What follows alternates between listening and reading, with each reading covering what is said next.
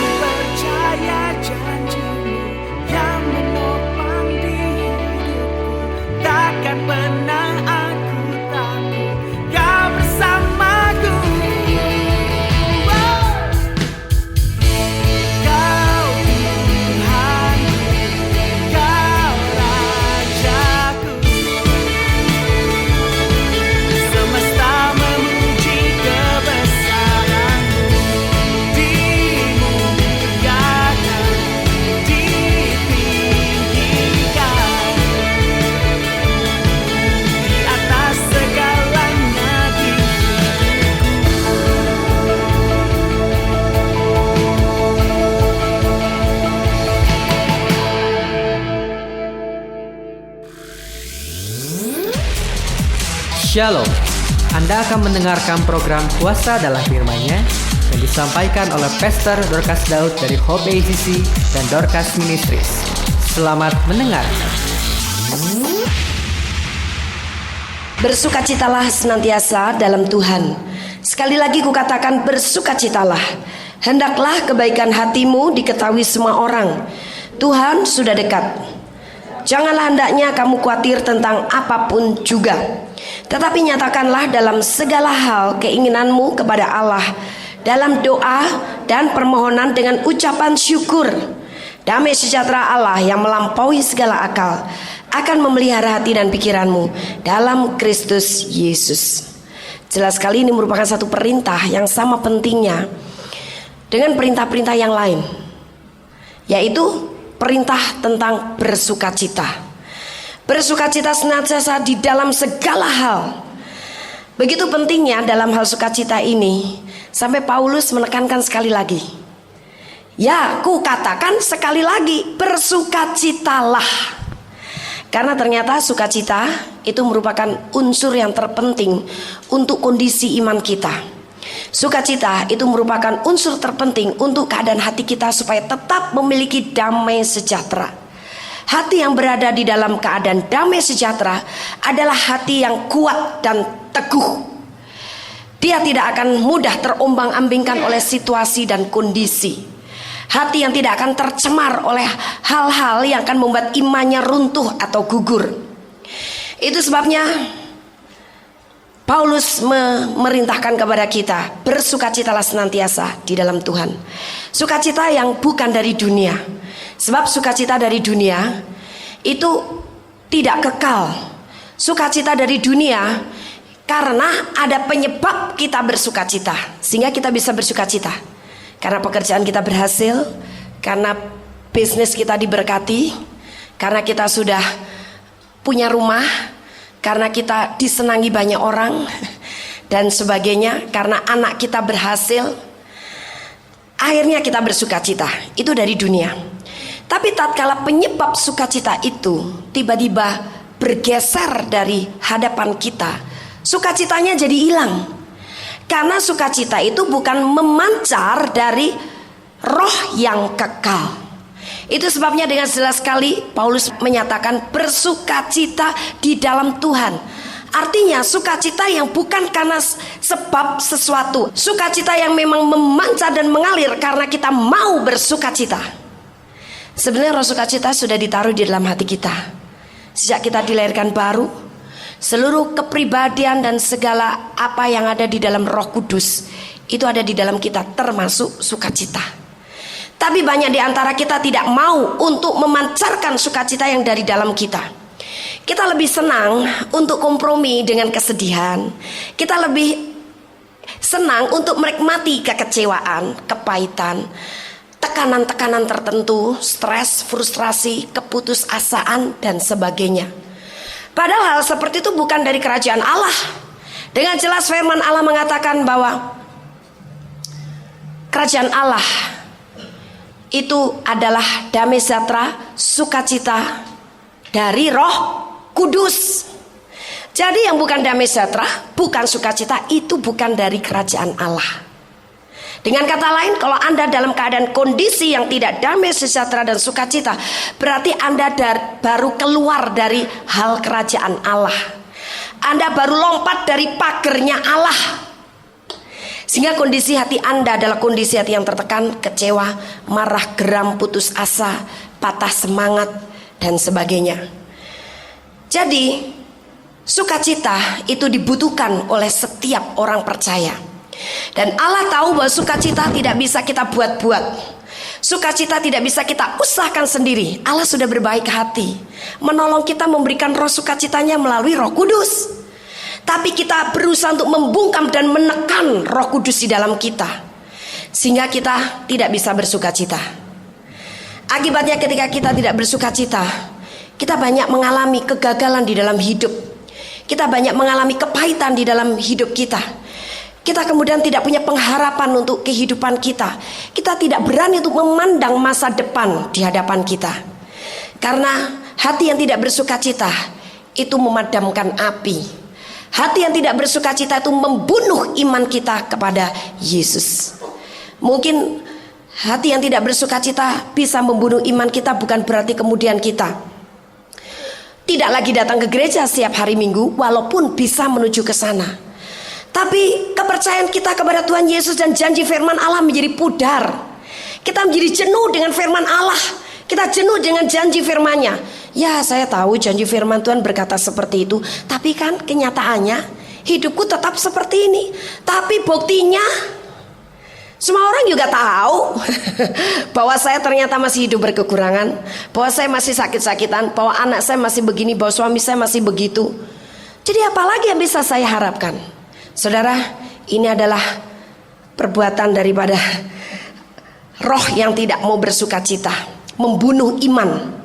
Jangan, iman itu modal utama kita sebagai orang Kristen.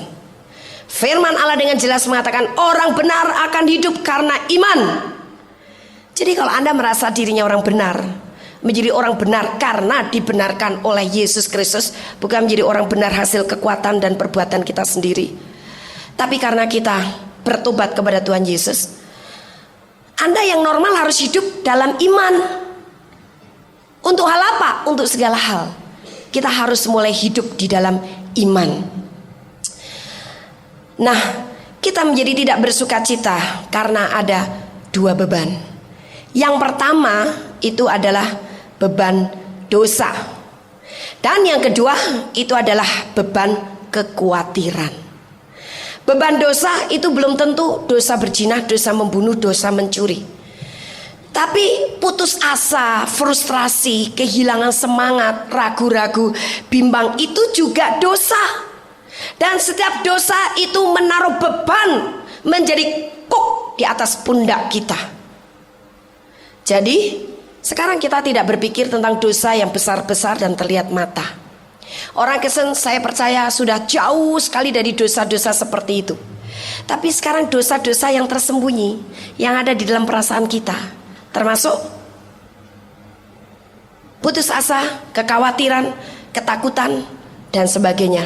Itu adalah beban dosa yang bisa menjadi penyebab kita tidak mampu bersukacita. Dalam Mazmur 37 ayat yang keempat dikatakan, dan bergembiralah karena Tuhan, maka Ia akan memberikan kepadamu apa yang diinginkan hatimu. Jadi kapan Anda bisa mengalami yang diinginkan hatimu terjadi dalam hidupmu dari Tuhan? Kalau engkau bergembira karena Tuhan. Dan alasan untuk bergembira karena Tuhan terlalu banyak. Karena Allah itu menyertai kita dengan kasih setianya yang tidak ada habis-habisnya. Karena banyak orang Kristen yang pikirannya dan matanya tertutup oleh hal-hal yang negatif. Kalau perkara-perkara negatif begitu cepat menguasai alam pikiran kita, begitu cepat menutup mata roh kita, sehingga kita tidak mampu melihat kebaikan Allah. Padahal dari hari ke hari, kalau tanpa kebaikan Allah, kita tidak bisa berada dalam keadaan kondisi dan situasi seperti ini. Ada berpikir kebaikan Allah, kalau Anda sudah bisa menyaingi seorang konglomerat yang hebat, apakah itu yang dinamakan kebaikan? Tidak. Kebaikan daripada Allah itu menyeluruh, menyangkut tentang kehidupan kita, bukan hanya segi materi. Kebaikan Allah dalam segi materi itu adalah nomor yang kesekian. Tapi bahwa kita sekarang bisa menikmati ibadah dengan Tuhan dengan indah luar biasa tanpa diganggu ini dan itu. Kita bisa mendengar firman Allah, kita bisa punya kesempatan bersekutu dengan rekan-rekan seiman yang lain dalam situasi yang tenang seperti ini. Itu adalah satu kebaikan Tuhan. Tapi hal-hal seperti ini tidak pernah lagi Anda renungkan, sehingga Anda pikir, ya ini biasa toh.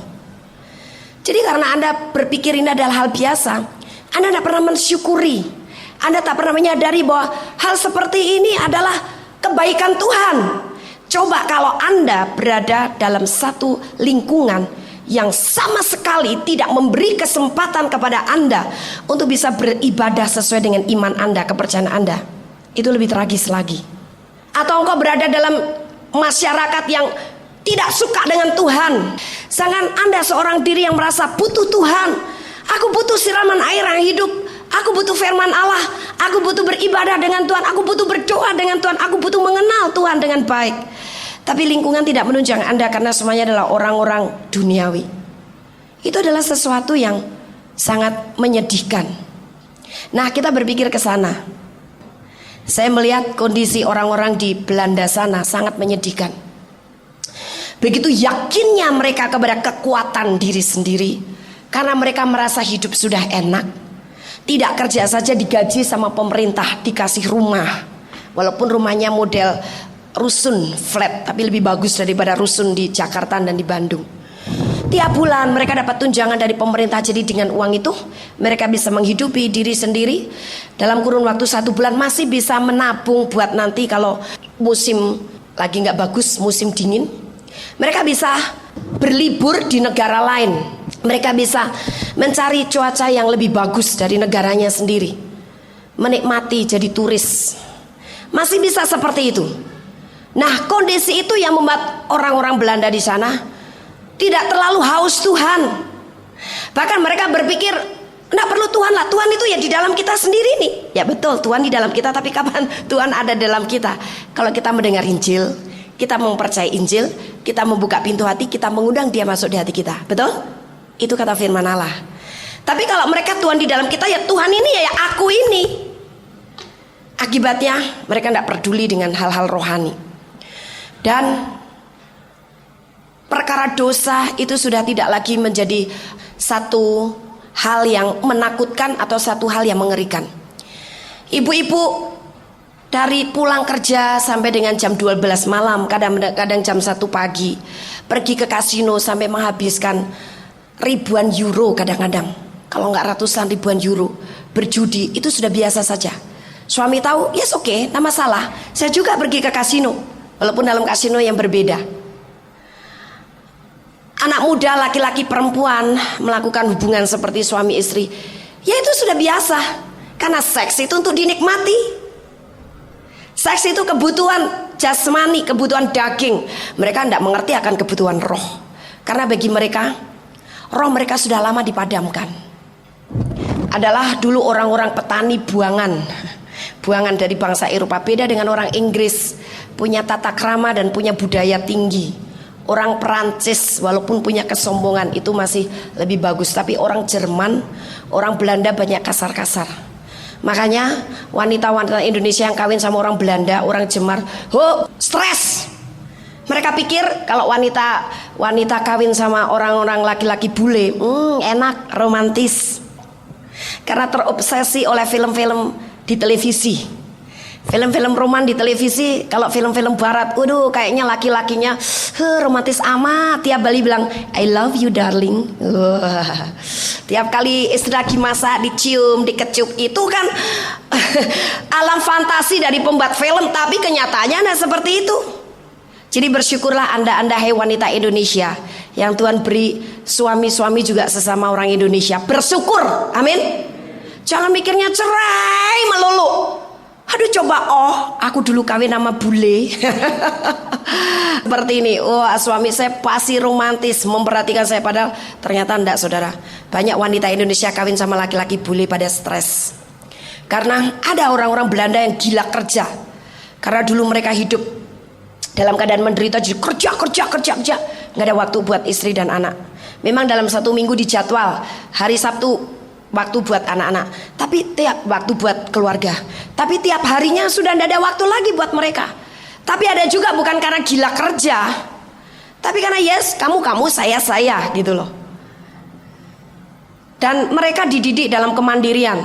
Kalau perempuan bule kawin sama laki-laki bule, perempuan Belanda kawin sama laki-laki Belanda, tidak masalah, karena perempuan Belanda wanita mandiri. Mereka bukan wanita manja yang butuh kasih sayang, diperhatikan oleh laki-laki. Bagi mereka emansipasi perempuan dan laki-laki itu sama. Di Indonesia diperjuangkan begitu, tapi tetap saja tidak bisa menembus, karena perasaan wanita Asia itu jauh lebih halus daripada perasaan wanita Barat. Sehingga banyak wanita Asia itu manja, haus damba kasih sayang dari laki-laki, perhatian, pujian. pertolongan dan sebagainya. Tapi kalau wanita bule, terutama Belanda, tidak.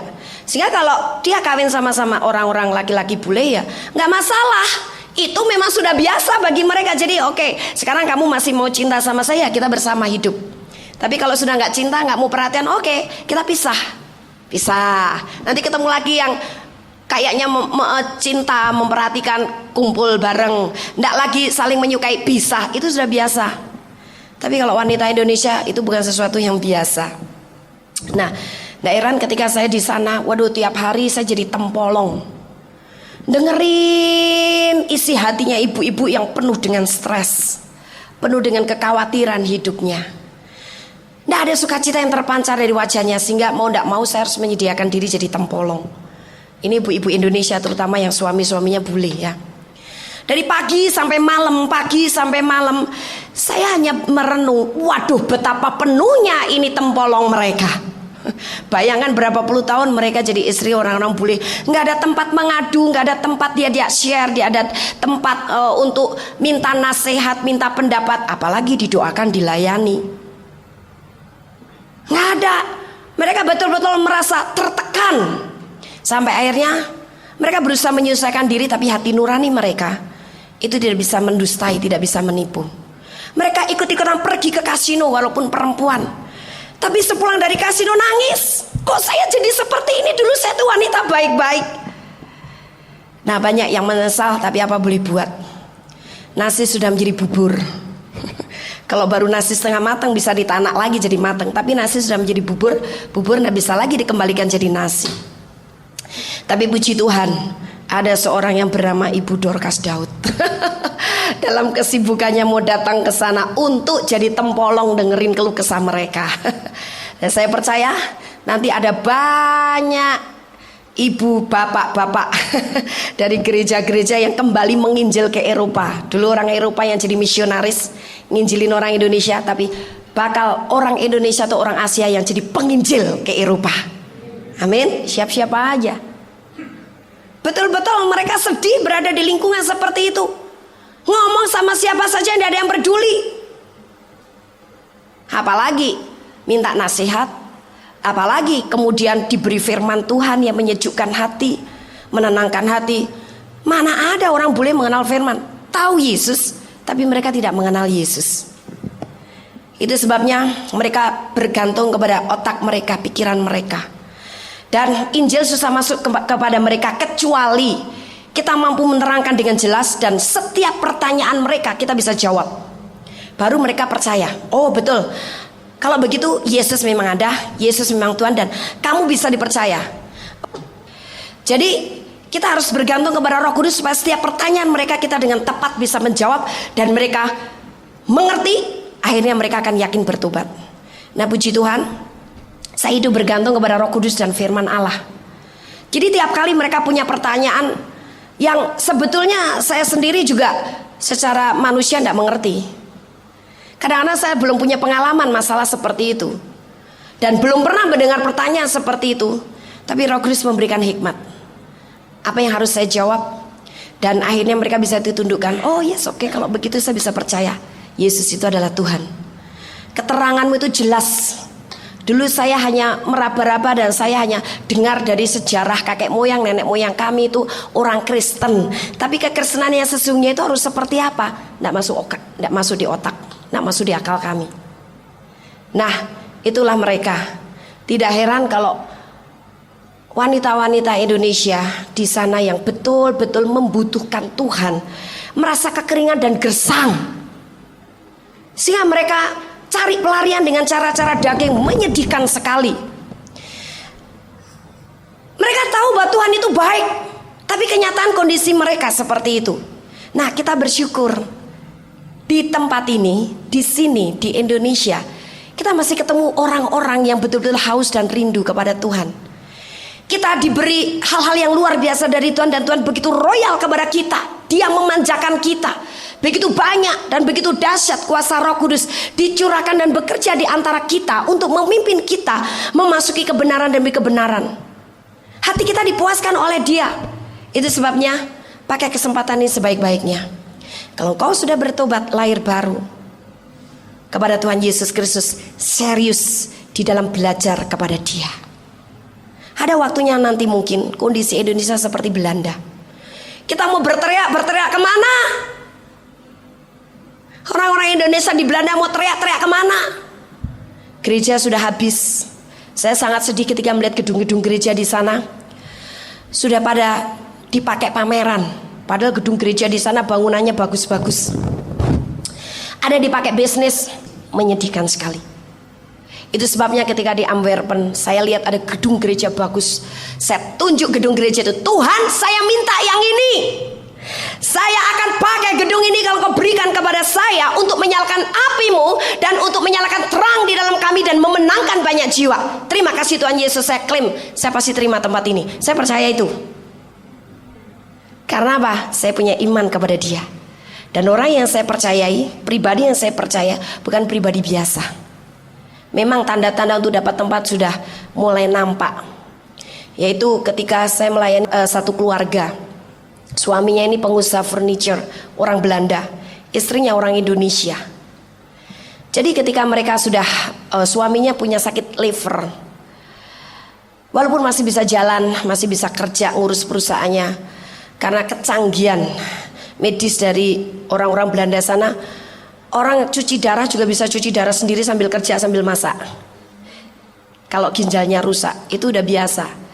Jadi orang kanker bisa melakukan kemoterapi sendiri sambil kerja sambil drive mobil. Itu orang di sana. Tapi tetap tidak bisa mengatasi kondisi seseorang. Ya itu hanya mengulur-ulur waktu kematian, tapi tetap penyakitnya nggak hilang. Hanya untuk mengatasi rasa sakit. Tapi bahwa penyakitnya sendiri tetap ada di dalam diri orang itu. Jadi kemampuan seseorang secanggih apapun terbatas. Hanya kemampuan Yesus dalam kuasa Roh Kudusnya melalui iman kita, itu yang tanpa batas. Dokter-dokter Belanda bisa melakukan itu, tapi dia tak mampu menyembuhkan ginjal orang itu. Dokter-dokter di sana bisa melakukan kemoterapi melalui alat-alat yang diberikan kepada pasiennya, namun tak menyembuhkan pasiennya. Tapi kita masih punya alat yang lebih canggih, yaitu kuasa Roh Kudus dengan karunia-karunia-Nya. Itu lebih canggih daripada alat-alat dokter manapun. Kita bersyukur kita mengalami di sini. Jadi orang-orang Belanda itu bergantung kepada alat-alat pikiran manusia, bergantung kepada dunia, kepada materi, benda-benda. Dan firman Allah dengan jelas, barang siapa mengandalkan manusia dan mengandalkan kekuatan diri sendiri, terkutuklah. Tapi diberkatilah orang yang mengandalkan Tuhan. Nah, bersyukur lagi. Itu juga kebaikan Tuhan. Di sana tidak mengenal hal seperti itu. Nah, jadi ketika saya melayani keluarga itu, saya doakan suaminya. Setelah dia saya terangkan panjang lebar tentang firman Allah, dia cukup mengerti. Akhirnya dia mau lahir baru. Dan kemudian dia mengeluh punya sakit liver. Pada waktu dia sibuk itu terlupakan, tidak merasa sakit. Tapi pada waktu dia diem, baru terasa nyut, mulai terasa sesek. Oke, saya bilang bahwa penyakitmu itu sudah dibayar oleh Yesus. Dulu kamu tidak mengalami mujizat kesembuhan karena kamu belum lahir baru. Kamu belum percaya Injil.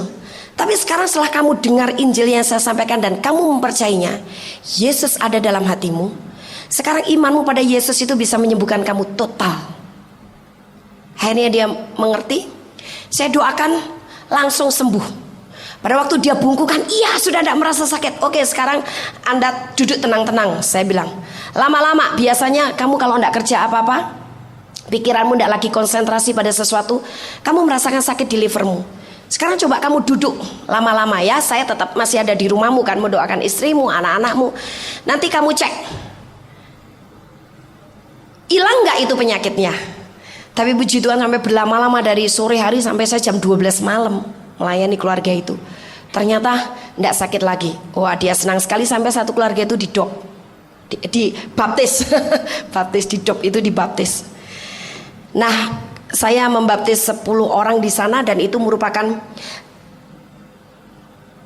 babak baru untuk pelayanan gereja rumah doa segala bangsa di sana yang tadinya hanya berbentuk tim doa saja. Tapi sekarang sudah dibaptis. Dan dari awal pertobatan mereka mengalami dan merasakan, iya Tuhan itu begitu baik. Tuhan itu begitu mengasihi kita. Kenapa selama ini kita ini terlena untuk hal-hal daging dan duniawi sampai rasanya tidak butuh Tuhan. Tapi ketika Si bule itu sakit, ternyata butuh Tuhan juga. Dokter ternyata tidak bisa menjamin kesembuhannya. Itu makin membuat mereka cinta kepada Tuhan. Sampai akhirnya mereka bilang, oke, kamu terusin deh pelayanan seperti ini. Kita butuh gereja-gereja yang model begini. CS-nya sebenarnya lebih haus dengan Tuhan, karena dari Indonesia sebenarnya dia berlatar belakang Kristen. Tapi ketika sudah menikah dengan orang bule, itu sirna. Lebih terpengaruh oleh budaya Belanda daripada budaya rohani. Tapi hati kecilnya tiap kali, saya mau berdoa lagi seperti dulu sampai saya bisa merasakan kasih Tuhan. Saya mau lagi baca Alkitab. Tapi begitu banyak penghalang membuat dia tidak bisa melakukan hal seperti itu. Jadi hidup secara duniawi, secara duniawi, secara duniawi, secara duniawi. Tapi akhirnya mereka mengalami kegersangan. Dan ketika mereka terus minta, ayo dong buka kebaktian hari Minggu, saya bilang, oke, kami sih siap-siap saja, tapi nggak mungkin dong kebaktian di rumah seperti ini yang kalian lakukan hanya jadi tim doa, berdoa di rumah, nggak bisa. Kita harus cari tempat. Oke, nanti saya yang cari tempat. Nah, saya tidak cerita kepada ibu ini bahwa saya sudah minta satu tempat, tapi tiba-tiba ibu ini berkata, oke, saya mau cari tempat, berarti dia digerakkan Roh Kudus. Bukankah itu satu hal menjadi bukti bahwa Tuhan sudah memberikan apa yang saya minta? Amin. Karena apa? Saya tidak bimbang, saya tidak ragu-ragu, saya dalam kondisi hati yang bersuka cita. Saya dalam kondisi hati yang tidak khawatir, saya dalam kondisi hati yang bergembira, maka Tuhan pasti memberikan apa yang diinginkan oleh hati saya. Asal yang saya inginkan itu bukan untuk kepuasan saya sendiri. Oh, Tuhan memberikan dengan senang hati, bahkan dia lebih royal daripada kita yang royal manapun. Itulah karakteristik Tuhan kita yang begitu penuh dengan kebaikan. Makanya sebenarnya tidak ada alasan untuk kita tidak bergembira di dalam Tuhan. Halo, baik-baik pikiran-pikiran mulai menuduh Anda dan mulai bercerita dengan segala ide mereka dari setan-setan tentang Tuhan sudah melupakan kamu. Ya Tuhan, banyak kerjaannya, urusannya banyak tuh di pojok sana yang teriak-teriak minta pertolongan Tuhan. Di rumah sakit berapa orang teriak-teriak minta disembuhkan. Jadi sama kamu lupa. Ya memang Tuhan ada, tapi kalau kamu belum berjuang keras sampai mati-matian, mana bisa kamu mendapatkan semua yang kamu ingini? Itu kan orang dunia masih hidup dalam kutuk. Tapi orang benar hanya akan hidup karena iman. Percaya Tuhan, kita tidak pernah lalai. Nah, jadi bergembira di dalam Tuhan, karena Dia akan memberikan apa yang diinginkan hatimu. Bebaskan dirimu dari segala beban. Beban-beban dosa yang akan menghalangi engkau, yang akan mengurangi imanmu, yang akan membuat engkau tidak bersuka cita. Termasuk beban kekhawatiran. Beban kekhawatiran itu musuh yang utama bagi imanmu, musuh utama bagi perjalanan kekristenan kita. Orang Kristen sering dikotbahin tentang khawatir, tapi tetap saja orang Kristen senang hidup di dalam kekhawatiran. Saya punya seorang jemaat kaum wanita dari Bogor. Nah, tapi begitu seringnya dia telepon sana, telepon sini, minta didoakan sana, minta didoakan sini. Masalah ini, masalah itu, dan semua rangkuman dari kisah dia untuk minta didoakan ini dan doakan itu berawal dari mana? Kekhawatiran. Masalah suaminya belum bertobat, khawatir. Bu, nanti kalau suami saya belum bertobat, nanti dia kecantol sama cewek lain. Masalah anaknya sakit panas, khawatir. Telepon sana, telepon sini, anak saya panas bu, begini. Sampai paling akhir dia lagi hamil. Sebenarnya dia mengalami mujizat. Keguguran, bayinya diperiksakan ke dokter kandungan bilang bahwa waduh, detak jantung bayimu udah nggak ada, dia harus dikiret. Nah, ibu ini juga punya kasus yang sama. Dia hamil usia 2 bulan. Karena dia dulu pernah mengalami keguguran pada waktu belum lahir, baru sungguh-sungguh dalam Tuhan. Jadi dia mengalami trauma. Waduh, jangan-jangan ini keguguran. Dia khawatir terus, trauma. Waduh, jangan-jangan ini keguguran lagi. Sudah didoakan sana sini, paling akhir saya doakan. Oke, kamu nggak usah trauma, nggak usah khawatir. Kamu sudah minta, Tuhan sudah beri. Kamu minta anak, Tuhan sudah kasih anak. Amin bu, saya doakan melalui telepon. Saya tengking mengalami pelepasan. Sampai akhirnya dia bebas merdeka dan pendarahannya berhenti. Dokternya juga sudah bilang, aduh kamu sudah dikiret deh, kamu ini mengandung bangkai nih, bayimu mati pada waktu mengalami pendarahannya. Tapi pada waktu saya sudah layani melalui telepon, saya lepaskan dari kekhawatiran, trauma, dulu mengalami keguguran dan sebagainya. Itu saya tengking keluar, pendarahan berhenti. Nah, kemarin kebaktian wanita yang paling akhir, dia dengan ketawa-ketawa begitu, "Ibu, lucu sekali, ternyata bayinya hidup lagi. Tapi saya sanksi nih, ini bikinan baru atau bayi yang lama?" katanya. Dokternya juga geleng-geleng kepala, ini bayi bikinan baru atau yang lama. Tapi kalau bikinan baru rasanya nggak mungkin ya, baru 2 minggu yang lalu tuh Bu, katanya. Dan ini kira-kira sudah hampir 3 bulan. Ya itu bayi yang lama. Saya bilang, oh iya ya, aduh puji Tuhan. Aduh si ibu Tuhan teh luar biasa bager ke saya teh, katanya. Nah sekarang sudah tahu Tuhan bager, saya bilang jangan mau dikuasai kekhawatiran lagi. Jaga baik-baik bayimu, oke? Ya Bu, oh dia udah sukacita. Kemarin kalau nggak salah ya, dia telepon lagi. Aduh dong Bu, saya mesti gimana coba? Gimana coba? Ada flek-flek coklat. Saya bilang flek-flek coklat nggak apa-apa, itu daki. Saya bilang. Ibu gimana sih? Iya ibu yang nggak mengandung, tenang-tenang. Saya bilang bukannya saya masalahnya tidak mengandung, tenang-tenang. Saya punya iman bahwa bayimu itu sudah hidup lagi karena Yesus saja hidup di dalam dirimu. Tahu nggak? Ya tapi harus gimana Bu? Stop, berhenti, jangan menangis. Oh kalau saya galak saudara, sama orang yang imannya manja saya galak. Kenapa? Karena iman yang manja tidak akan menyelesaikan masalah apa-apa. Amin. Kita harus belajar menjadi orang Kristen yang punya iman yang dewasa dan matang. Saya bilang oke, kamu mau menangis berjam-jam, saya tunggu. Tapi apakah kamu menyelesaikan masalahmu? Saya bilang. Sekarang diam, stop, berhenti, jangan menangis. Oh ya, langsung dia tenang. Ya bu. Oke, doa sama saya. Akhirnya saya bilang, sekarang pegang kandunganmu. Bayangkan, itu urapan mengalir masuk dalam kandunganmu dan bayimu terpelihara tetap hidup. Saya doa, sekarang saya percaya Tuhan, kalau engkau sudah taruh bayi itu di kandungannya, tidak ada satupun yang bisa membunuh dan mengeluarkannya lagi. Karena engkau yang sudah taruh itu dan engkau yang memiliki tubuh itu, bahkan engkau yang hidup di dalam dirinya Gloria. Terima kasih Tuhan Yesus, dan damai sejahtera menguasai Gloria lagi. Terus saya bilang, aku berkata kepada jiwanya Gloria, bayimu hidup, dia tidak akan gugur lagi dan dia tidak mati karena Tuhan memberkati engkau dengan seorang anak lagi. Haleluya, amin. Kemarin sebelum berangkat ke Jakarta saya terima telepon. Dia telepon saya, waduh Bu, puji Tuhan, tadi malam saya periksa ke dokter, dokternya bilang, oh bayimu sehat, hidup, katanya. Kamu kenapa mesti periksa ke sini? Iya dok, saya kemarin lihat kok di celana saya ada flek-flek coklat. Nggak apa-apa. Iya betul, pendeta saya juga bilang nggak apa-apa, itu daki, katanya.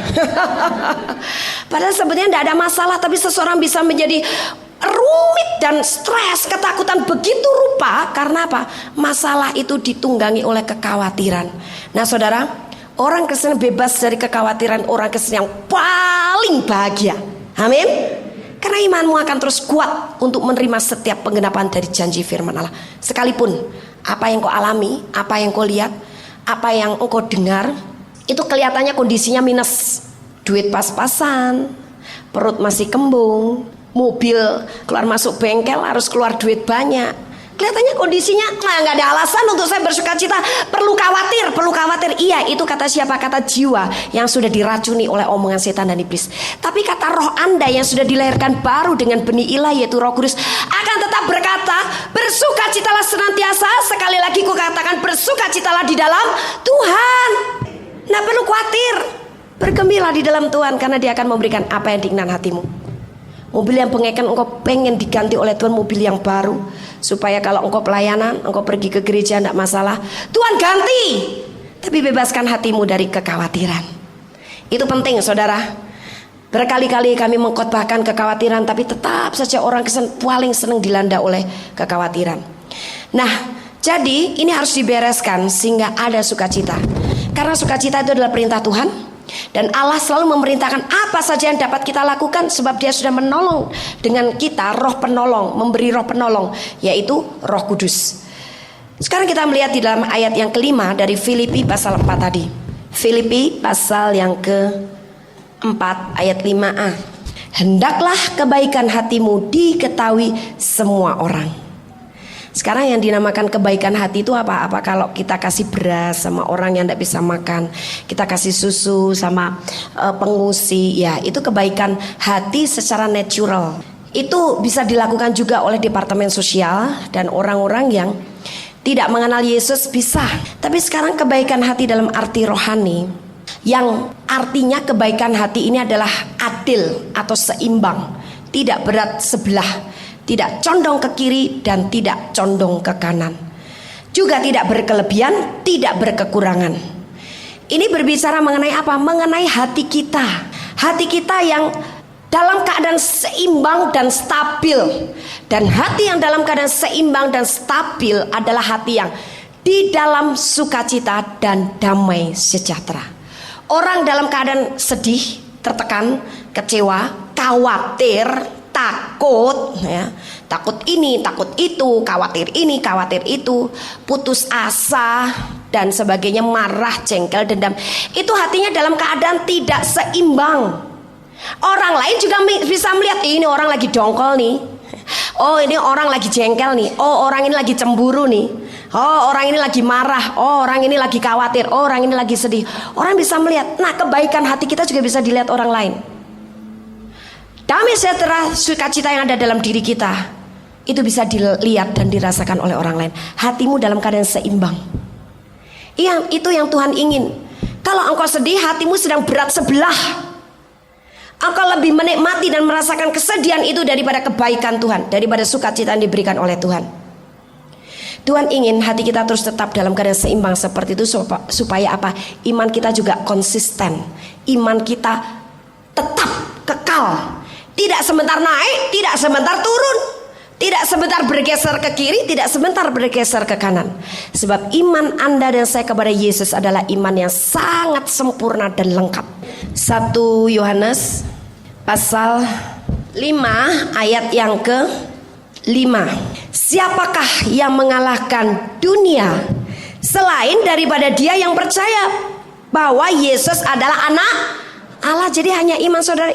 Iman siapa? Iman saudara dan saya sanggup mengalahkan dunia. Dan dunia ini isinya hanya masalah tok. Dunia ini penuh dengan masalah, tapi iman kita kepada Yesus mengatasi, bahkan mengalahkan masalah yang ada di dunia. Berarti kedudukan kita jauh lebih tinggi daripada dunia. Masalah itu ada di bawah kaki kita. Tapi banyak orang Kristen senang menyimpan masalah di otaknya. Tapi kita tampung masalah itu dengan iman kita, dan iman itu kepada Yesus. Maka imanmu akan mengatasi dan menyelesaikan semua masalahmu. Jadi jangan biarkan hatimu condong ke kanan dan ke kiri karena kata orang begini, tapi kan kenyataannya begitu. Itu hatimu tidak seimbang. Itu hatimu tidak sedang di dalam hati yang baik. Allah ingin hati kita seimbang, hati kita baik, bebas dari kekhawatiran, bebas dari ketakutan, bebas dari tekanan, dan bebas dari perasaan-perasaan negatif yang lain. Filipi pasal yang ke-4 ayat 5b. Tuhan sudah dekat. Sekarang Tuhan sudah dekat ini bukan menyatakan saja bahwa waktu Tuhan datang kedua kalinya sudah sangat dekat. Bukan hanya itu saja, itu memang. Tapi di sini Tuhan sudah dekat dalam arti jarak. Kenapa dikatakan oleh Paulus dalam suratnya kepada jemaat Filipi, Tuhan itu sudah dekat? Karena memang dekat, dia ada di hati kita, dia tidak jauh-jauh dari kita. Makanya orang Kristen kalau berdoa sama Tuhan tidak perlu berteriak, karena Tuhan sudah dekat di sini. Apa yang saya omong Tuhan dengar, Tuhan tahu, dan Tuhan menjawab, dan Tuhan mendengar. Orang yang hatinya dalam keadaan tidak seimbang karena ada kekhawatiran, ketakutan, kecemasan, dia tidak di dalam iman seperti ini. Dia tidak bisa percaya bahwa doanya itu dikabulkan Tuhan, bahwa doanya didengar Tuhan. Sampai dia harus berdoa, berulang-ulang berdoa, berulang-ulang sampai doa tidak pengen nangis, ditangis-tangisin. Dia pikir kalau doa orang Kristen sambil menangis, Tuhan kemudian tergeraklah oleh belas kasihan. Padahal doa yang berkuasa adalah doa dari iman, dan iman itu ada kalau hati kita dalam keadaan seimbang, dalam keadaan adil, tidak ada kekhawatiran, tidak ada ketakutan. Bahkan kalau perlu melakukan doa profetik. Anda ingat bagaimana Lazarus mengalami mujizat kesembuhan? Yesus tidak berdoa bertele-tele, ya Bapa yang aku kenal di dalam namaku sendiri. Kalau orang Kristen bilang, ya Bapa yang ku kenal di dalam nama putranya yang tunggal, Yesus Kristus. Kalau Yesus kali doanya, kalau model Anda bilang, yang aku kenal di dalam namaku sendiri. Tuhan tidak perlu bertele-tele begitu. Langsung dia bilang, Lazarus keluar. Itu doa profetik. Karena apa? Yesus punya iman yang sempurna kepada Bapaknya. Dari sebelum doa ini, dia mengawali dengan perkataan, "Ya Bapa, aku percaya Engkau selalu mendengarkan aku dan telah mendengarkan aku. Tapi karena orang banyak ini, supaya mereka percaya bahwa aku diutus oleh Engkau, aku perlu berdoa keras-keras begini." Tapi perhatikan awal daripada kalimat doa dia, "Aku percaya bahwa Engkau selalu mendengar doaku dan Engkau telah mendengar doaku." Inilah doa dari hati yang punya iman. Yesus hatinya selalu seimbang, tidak pernah berat sebelah. Itu sebabnya dia selalu bersuka cita, bergembira di dalam roh. Dia punya iman yang luar biasa. Orang Kristen yang berani melakukan doa profetik adalah orang Kristen yang punya iman, karena hatinya seimbang. Tidak ada kekhawatiran, tidak ada ketakutan, tidak ada kebimbangan. Ini kalau aku cuma doa pendek begini, Tuhan dengar gak ya doaku ya? Tuhan kabulkan gak ya doaku ya? Doa Yesus pendek sekali, "Lazarus keluar!" Langsung mumi keluar dari goa. Di sana itu kuburan itu bukan ditanam kayak di sini terus kasih batu nisan gitu, bukan. Goa-goa. Langsung keluar dan Lazarus hidup terus, bukan hanya mumi sebentar berjalan, akhirnya roboh lagi mati. Sebab dia bukan jadi mumi yang berjalan, tapi betul-betul dia bangkit dari kematian, seperti Yesus yang bangkit dari kematian. Amin. Padahal doa Yesus pendek, "Lazarus keluar." Anda bisa berkata, "Hujan turun." Hujan turun. Itu doa profetik. Orang yang berani melakukan doa profetik menggambarkan dia punya iman yang teguh, hatinya dalam keadaan seimbang. Anda bisa melakukan doa profetik apa saja, tapi untuk kemuliaan nama Tuhan kalau engkau punya iman. Dan gampang, tidak usah bertele-tele doanya sampai berjam-jam, hasilnya tidak ada. Air mata sampai habis, mata udah bengkak-bengkak. Tapi aduh gimana sih, nah, aku sudah gak tahu lagi deh caranya berdoa. Karena apa? Imanmu lagi goyah sebab hatimu tidak seimbang. Dibiarkan ada kekhawatiran, ketakutan, ketidaksenangan, kepahitan, kecil hati, putus asa, dan sebagainya. Tuhan sudah dekat ada di sini. Dia tahu, dia mendengar, dia mengabulkan untuk setiap doa-doa kita. Amin. Jadi kita tidak perlu khawatir, sebab kekhawatiran itu bukan menjadi alasan untuk menumbuhkan iman kita, tapi justru kita punya musuh yang sangat besar kalau kita hidup di dalam kekhawatiran. Nah, bagaimana kita bisa bebas daripada kekhawatiran? Jawabannya di ayat berikutnya itu loh. Ayat yang ke-6. "Janganlah hendaknya kamu khawatir tentang apapun juga, tetapi..." Nah, itu jawabannya di kalimat sesudah kata tetapi. Tetapi supaya kamu bebas dari khawatir, nyatakanlah dalam segala hal keinginanmu kepada Allah dalam doa dan permohonan dengan ucapan syukur. Kembali lagi ngucap syukur. Sehari berapa banyak mulut Anda mengucap syukur kepada Tuhan untuk segala hal? Coba sekarang dalam hal biasakan ngucap syukur. Mobil diserempet orang, haleluya, aku mengucap syukur Tuhan, aku berkati orang nyerempet itu karena aku orang yang diberkati oleh Tuhan. Gak apa-apa. Enak aja Bu Daud, mobil diserempet orang, masuk bengkel itu ngetok, ngelas, ngecat berapa duit. Tapi ucap syukur aja lah, supaya apa? Hatimu tidak jengkel, tidak marah. Dan ketika hatimu dalam keadaan seimbang, tidak jengkel, tidak marah, engkau punya iman untuk diberkati Tuhan, punya uang membayar bengkel, ataupun mungkin yang nyerempet itu walaupun Anda tidak tuntut, dia digerakkan oleh Tuhan untuk bayar semua biaya daripada mobilmu masuk ke bengkel. Engkau punya iman seperti itu. Amin. Tapi kalau engkau bersungguh-sungguh dulu, boro-boro engkau diberkati, boro-boro engkau keluar dari masalahmu. Kalau engkau menghadapi masalah keuangan, jangan pernah khawatir. Ucapkan syukur.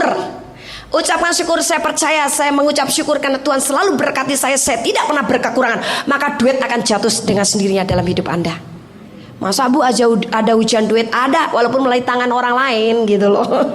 Tapi saudara, yang saya tekankan di sini adalah mengucap syukur ya. Dengan mengucap syukur itu menyatakan bahwa kita bebas dari kekhawatiran, ketakutan, kegelisahan. Kita punya iman, dan iman itu yang bisa mengambil seluruh warisan yang disediakan oleh Allah Bapa untuk hidup kita. Amin. Haleluya. Kami percaya Anda pasti diberkati oleh firman Tuhan yang disampaikan oleh Pastor Dorcas Daud STH dari Hope ACC dan Dorcas Ministries.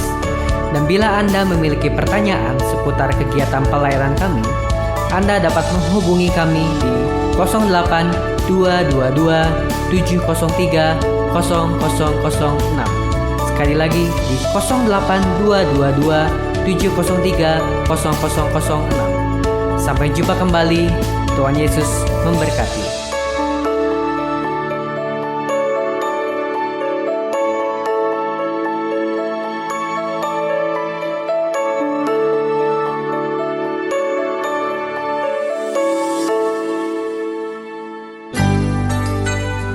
Demikianlah firman Tuhan yang berkuasa telah kita dengar bersama-sama. Dan kami percaya Anda sangat diberkati. Bagi yang membutuhkan pertumbuhan iman dan pelayanan lebih lanjut, Anda dapat menghubungi kami dan beribadah bersama dengan kami setiap hari Minggu di Gereja Hope ACC di ACC Center, Jalan Mekar Utama, nomor 31, lantai 3 Kompleks Mekarwangi, Bandung, pada jam 8.30. Ada kebaktian anak-anak pada jam yang sama. Ikuti juga Breakthrough Prayer setiap Jumat jam 18.30. Jika Anda membutuhkan dukungan doa, Anda dapat mengirimkan SMS ke nomor 0822 2703 0006. Tuhan memberkati.